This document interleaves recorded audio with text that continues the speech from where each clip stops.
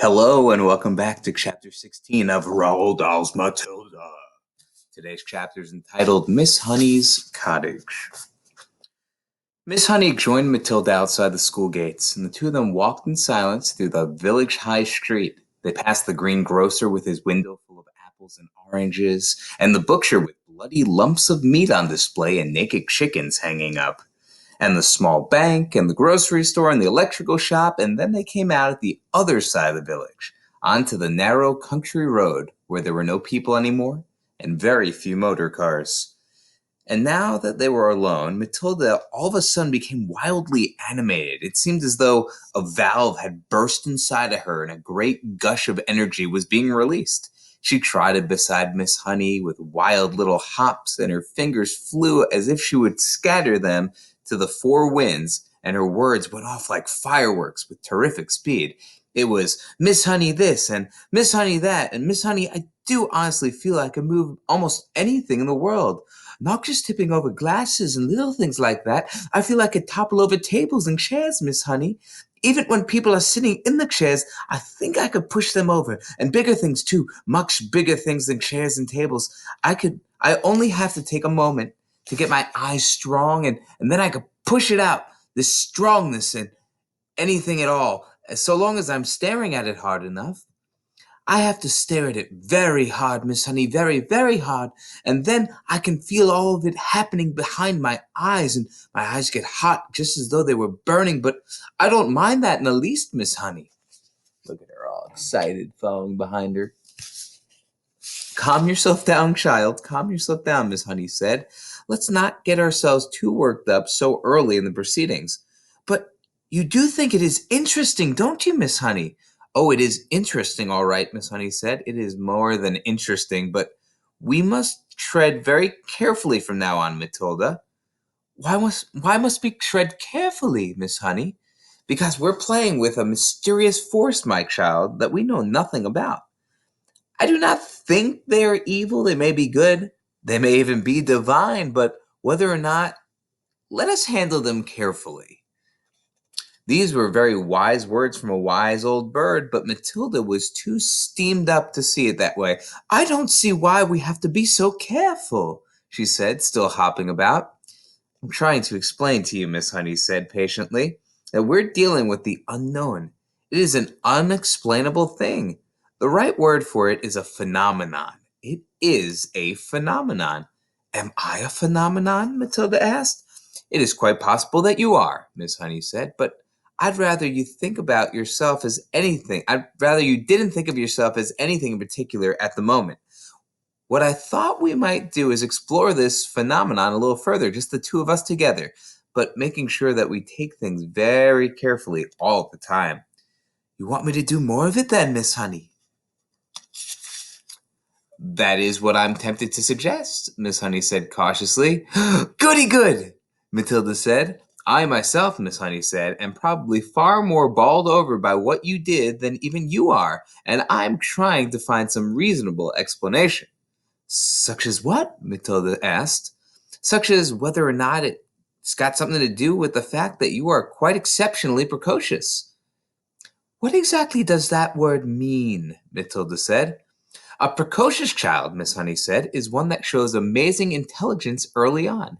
You are an unbelievably precocious child. Am I really? Matilda asked. Of course you are.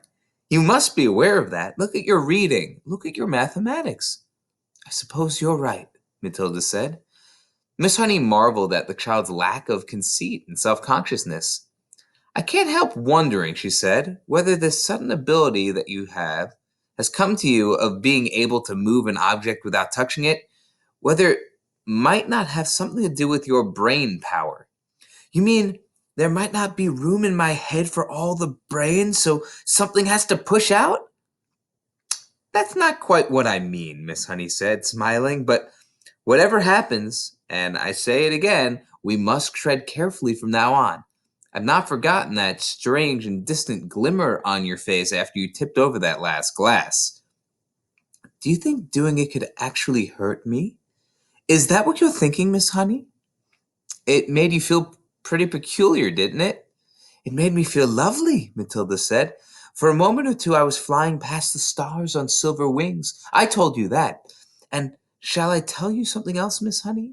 It was easier the second time, much, much easier. I think it's like anything else. The more you practice it, the easier it gets. Miss Honey was walking slowly so that the small child could keep up with her without trotting too fast. And it was very peaceful out there on the narrow road now that the village was behind them. It was one of those golden autumn afternoons, and there were blackberries and splashes of old man's beard in the hedges, and the hawthorn berries were ripened scarlet for the birds when the cold winter came along. There were tall trees here and there on either side, oak and sycamore and ash, and occasionally a sweet chestnut. Miss Honey, wishing to change the subject for the moment, gave the names of all of these to Matilda and taught her how to recognize them by the shape of their leaves and the pattern on the bark of their trunks. Matilda took all this in and stored the knowledge away carefully in her mind. They came finally to a gap in the hedge on the left-hand side of the road where there were 5 barred gates. "This way," Miss Honey said, and she opened the gate and led Matilda through and closed it again. They were now walking along a narrow lane that was no more than a rutted cart track. There was a high hedge of hazel on either side, and you could see clusters of ripe brown nuts in their green jackets. The squirrels would be collecting them all very soon, Miss Honey said, and storing them away carefully for the bleak months ahead. "You mean you live down here?" Matilda asked. "I do," Miss Honey replied. But she said more. Matilda had never once stopped to think about where Miss Honey might be living. She had always regarded her purely as a teacher, a person who turned up out of nowhere and taught at school and then went away again. Do any of us children, she wondered, ever stop and think to ourselves where our teachers go when school is over at the end of the day? Do we wonder if they live alone or if there's a mother at home or a sister or a husband? "Do you live all by yourself, Miss Honey?" she asked. "Yes," Miss Honey said, "very much so." They were walking over the deep sun-baked mud tracks of the lane, and you have to watch where you put your feet if you didn't want to twist your ankle. There were a few small birds around in the hazel branches, but that was all. "It's just a farm laborer's cottage," Miss Honey said. "You mustn't expect too much of it. We're nearly there." They came to a small green gate half buried in the hedge on the right and almost hidden behind the overhanging hazel branches. Miss Honey paused with one hand on the gate and said, "There it is. That's where I live."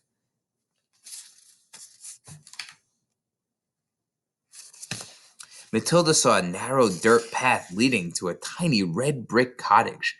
The cottage was so small it looked more like a doll's house than a human dwelling. The bricks it was built of were old and crumbling and very pale red. It had a gray slate roof and one small chimney, and there were 2 little windows at the front.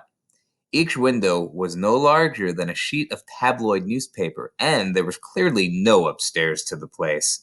On either side of the path there was wilderness and nettles and blackberry thorns and long brown grass. An enormous oak tree stood overshadowing the cottage. Its massive spreading branches seemed to be enfolding and embracing the tiny building and perhaps hiding it as well from the rest of the world. Miss Honey, with one hand on the gate, which she had not yet opened, turned to Matilda and said, "A poet called Dylan Thomas once wrote some lines that I think of every time I walk up this path." Matilda waited, and Miss Honey, in a rather wonderfully slow voice, began reciting the poem. "Never, never, my girl, riding far and near, in the land of the Hearthstone tales, and spelled asleep, fear or believe that the wolf in the sheep-white hood, lopping and bleeding roughly and blithely shall leap, my dear, out of a lair in the flocked leaves in the dew-dipped year, to eat your heart in the house in the rosy wood." There was a moment of silence, and Matilda, who had never before heard great romantic poetry spoken aloud, was profoundly moved. "It's like music," she whispered. There's a picture of the cottage. "It is music," Miss Honey said, and then, as though embarrassed at having revealed such a secret part of herself, she quickly pushed open the gate and walked up the path. Matilda hung back. She was a bit frightened of this place now. It seemed so unreal and remote and fantastic, and so totally away from this earth. It was like an illustration in Grimm or Hans Andersen. It was the house where the poor woodcutter lived with Hansel and Gretel, and where Little Red Riding Hood's grandmother lived. And it was also the house of the 7 dwarves and the 3 bears and all the rest of them. It was straight out of a fairy tale. "Come along, my dear," Miss Honey called back, and Matilda followed her up the path. The front door was covered with flaky green paint, and there was no keyhole. Miss Honey simply lifted the latch and pushed open the door and went in. Although she was not a tall woman, she had to stoop low to get through the doorway. Matilda went after her and found herself in what seemed to be a dark, narrow tunnel. "You could come through to the kitchen and help me make the tea," Miss Honey said, and she led the way along the tunnel into the kitchen. That is, if you could call it a kitchen. It was not much bigger than a good-sized clothes cupboard, and there was one small window in the back wall and a sink under the window, but there were no taps over the sink. Against another wall, there was a shelf, presumably for preparing food, and there was a single cupboard above the shelf. On the shelf itself, there stood a Primus stove, a saucepan, and a half-full bottle of milk. A Primus is a little camping stove that you fill with paraffin, and you light it at the top, and then you pump it to get the pressure for the flame. "You could get me some water while I light the Primus," Miss Honey said. "The well is out back. Take the bucket. Here it is.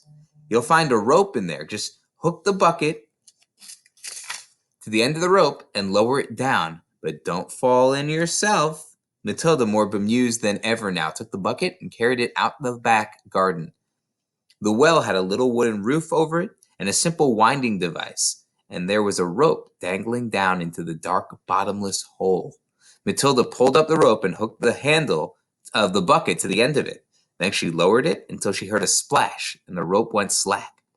She pulled it up against, and lo and behold, there was a bucket full of water. "Is this enough?" she asked, carrying it in. "Just about," Miss Honey said. "I don't suppose you've ever done that before." "Never," Matilda said. "It's fun. How do you get enough water for a bath?" "I don't take a bath," Miss Honey said. "I wash standing up. I get a bucket full of water, and I heat it on this little stove, and I strip and wash myself all over." "Do you honestly do that?" Matilda asked. "Of course I do," Miss Honey said. "Every poor person in England used to wash that way until not very long ago. And they didn't have a Primus. They had to heat the water over the fire in the hearth." "Are you poor, Miss Honey?" "Yes," Miss Honey said. "Very." "It's a good little stove, isn't it?" The Primus was roaring away with a powerful blue flame, and already the water in the saucepan was beginning to bubble. Miss Honey got a teapot from the cupboard and put some tea leaves into it. She also found half of a small loaf of brown bread. She cut 2 thin slices, and then from a plastic container she took some margarine and spread it on the bread. Margarine, Matilda thought. She must really be poor. Miss Honey found a tray, and on it she put the 2 mugs, the teapot, a half bottle of milk, and a plate with 2 slices of bread. "I'm afraid I don't have any sugar," she said. "I never use it." "That's all right," Matilda said. In her wisdom, she seemed to be aware of the delicacy of the situation, and she was taking great care not to say anything to embarrass her companion. There's Matilda with the well. "Let's go into the sitting room," Miss Honey said, picking up the tray and leading the way out of the kitchen and down the dark little tunnel into a room at the front. Matilda followed her, but just inside the doorway of the so-called sitting room, she stopped and stared around in absolute amazement. The room was small as a square and bare as a prison cell. The pale daylight that entered came from a single tiny window in the front wall, but there were no curtains. The only objects in the entire room were 2 upturned wooden boxes to serve as chairs, and a third box between them as a table. That was all. There were no pictures on the walls, no carpet on the floor, only rough, unpolished wooden planks, and there were gaps between the planks where dust and bits of grime had gathered. The ceiling was so low that with a jump Matilda could nearly touch it with her fingertips. The walls were white, but the whiteness didn't look like paint. Matilda rubbed her palm against it, and a white powder came off on her skin. It was whitewash, the cheap stuff that's used in cowsheds and stables and henhouses. Matilda was appalled. Was this really where her neat and trimly dressed schoolteacher lived? Was this all she had to come back to after a day's work? It was unbelievable. And what was the reason for it? There had to be something strange going on around here for sure. Miss Honey put the tray on the upturned boxes. "Sit down, my dear, sit down," she said, "and we'll have a nice hot cup of tea. Help yourself to bread. Both slices are for you. I never eat anything when I get home. I have a good old tuck-in at the school lunch, and that keeps me going until the next morning." Matilda perched herself carefully on the upturned box, and more out of politeness than anything else, she took a slice of bread and margarine and started to eat it. At home, she would have been having buttered toast with strawberry jam and probably a piece of sponge cake to round it off. And yet, this was somehow far more fun. There was a mystery here in this house, a great mystery. There was no doubt about that, and Matilda was longing to find out what it was.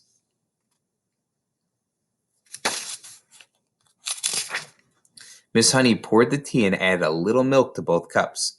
She appeared to be not in the least ill at ease sitting on these upturned boxes in the bare room and drinking tea out of the mug that she balanced on her knee. "You know," she said, "I've been thinking very hard about what you did with that glass. It is a great power you've been given, my child. You know that?"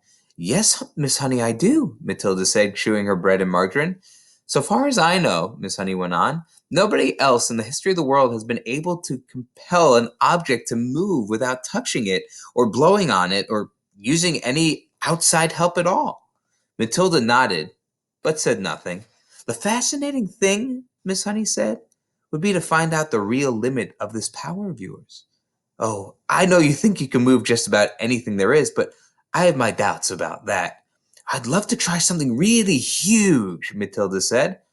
"What about distance?" Miss Honey went on.